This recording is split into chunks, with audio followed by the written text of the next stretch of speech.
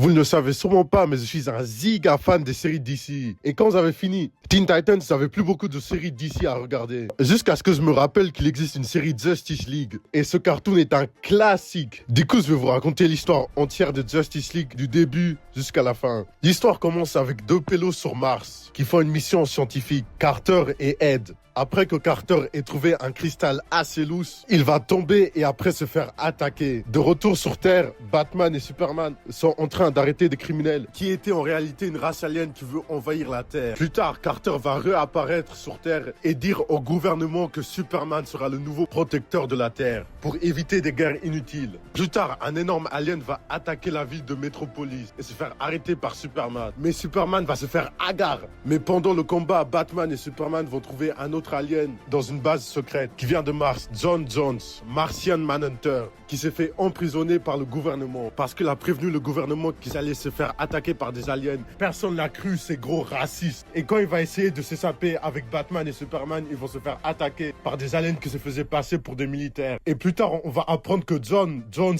est le dernier martien en vie parce que les aliens qui sont maintenant sur Terre ont tué tous les martiens sauf John. Ah, le pauvre, il me fait pitié, hein, il est tout seul. Et les aliens sont venus sur Terre pour terraformer la planète. Mais pour les arrêter, on a Flash, le sarou ultime, Hawkgirl, Wonder Woman, Batman, Superman et Green Lantern. Plus tard dans l'épisode, Hawkgirl, Superman vont se faire hagard par les aliens. Donc il restait plus que Batman, Wonder Woman, Martian Manhunter, Flash, Green Lantern pour arrêter les aliens. Mais plus tard, Batman va aussi se faire hagard. Putain, c'est la galère là. Ce qui veut dire qu'au moins la moitié de l'équipe se fait hagard. Donc dans l'équipe, il reste que Flash, Green Lantern, Wonder Woman qui vont devoir trouver un plan pour arrêter les aliens. Mais pendant leur plan, ils vont aussi se faire hagard. Donc ils vont se faire capturer et torturer par les aliens. Mais Batman est finalement de retour et va arrêter les aliens.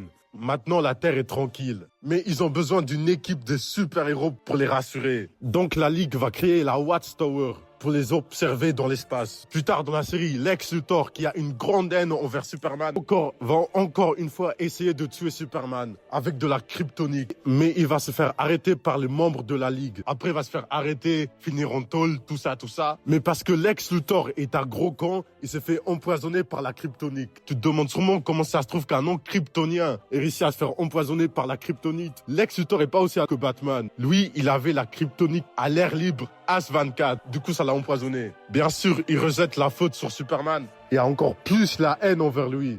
Mais Lex va s'échapper de prison avec Ultra Humanite et créer une équipe de super vilains composée de Star Sapphire et plein d'autres pélos dont je me souviens pas du nom. Leur première mission, c'est de kidnapper la Ligue en leur tendant un piège, des plus simples. Mais ils vont encore se faire hagard. Mais ils ont réussi à empoisonner Batman.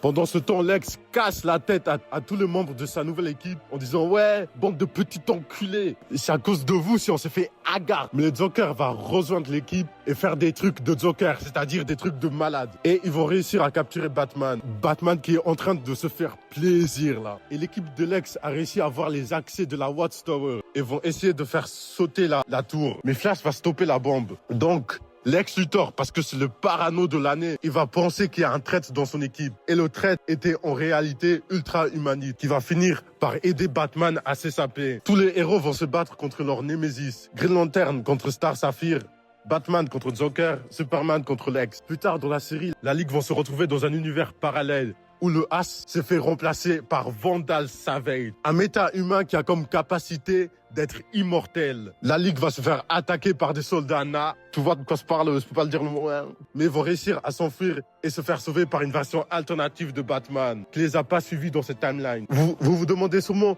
pourquoi dans cette timeline tout part autant en couille. C'est parce que dans cette timeline, ce sont les amis du As qui ont gagné la Seconde Guerre mondiale. Et pour empêcher que leur timeline soit dirigée par Vandal Savage the Nazi, ils vont remonter le temps et essayer de l'arrêter. Et ils vont réussir à arrêter ce malade et retourner dans un univers normal. Maintenant, on se retrouve dans un autre univers parallèle.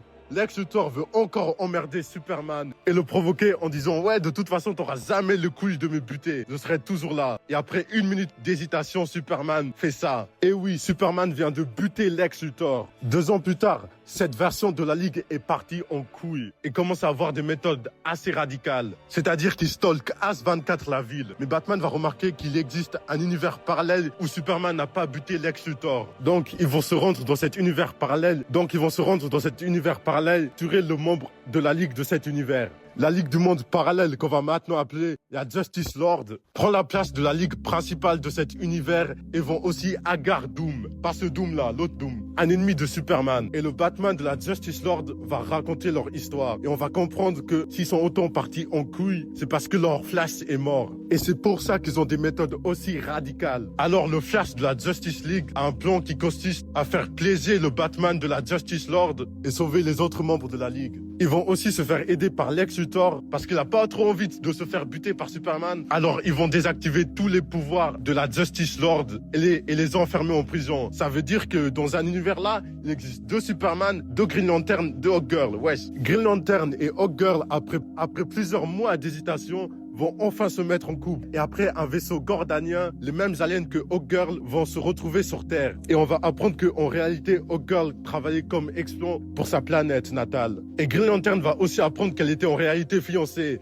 Aïe, aïe, aïe, le pauvre, le pauvre. Et les Gordaniens vont essayer de faire croire aux Terriens qui sont là pour les aider, alors qu'ils veulent juste conquérir la Terre. Green Lantern va du coup se battre contre son ex et la Ligue contre les autres envahisseurs et perdre. Maintenant, tous les membres de la Ligue sont des fugitifs et doivent se casser en révélant leur identité aux membres de la Ligue. Oui, même Batman. Plus tard, Hawkgirl, qui était pas au courant du plan d'envahissement de sa planète, va essayer de se faire pardonner et aider la Ligue. Ils vont réussir à battre les envahisseurs, mais Hawkgirl va larguer une lanterne et en plus, elle va quitter la Ligue. Aïe, aïe, aïe.